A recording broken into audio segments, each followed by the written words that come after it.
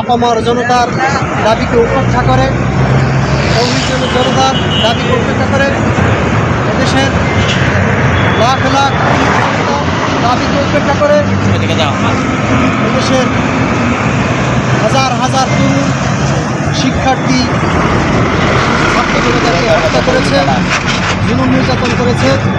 এই জুলুম নির্যাতনের দৃষ্টিগুলো তাদের প্রতি এমনভাবে চাপিয়েছিল যে জালেম শাসক এদেশ থেকে আর বোধহয় কখনো চলে যাবে না, শাসনের ভার নীতি শেষ হবে না।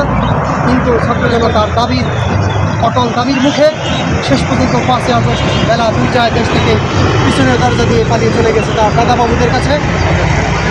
অতঃপর আল্লাহ সুবহানাহু ওয়া তাআলা আমাদেরকে বিজয় দান করেছেন।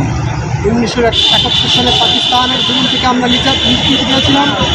আজ 2024 সালে আবার দ্বিতীয় জালেম শাসকের থেকে নিষ্কৃতিতে আমরা আবার দ্বিতীয় স্বাধীনতা লাভ করি।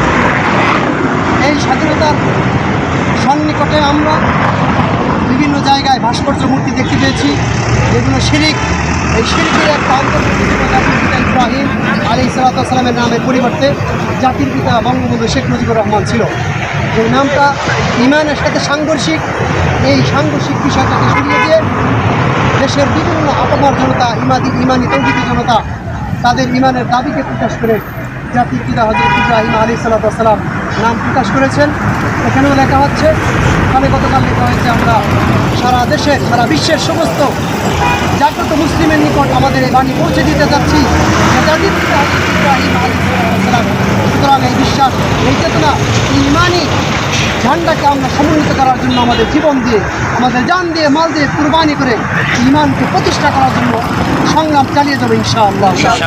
আল্লাহ আমাদের এই ইমানকে কবুল করেন, আমাদের মেহনতকে কবুল করেন। সমস্ত তৌহিদি জনতার হৃদয়ে এই বাণীকে আল্লাহ তাআলা দাঁড়ে দাঁড়ে ঘরে ঘরে পৌঁছায়। আমিন। আল্লাহ তাআলা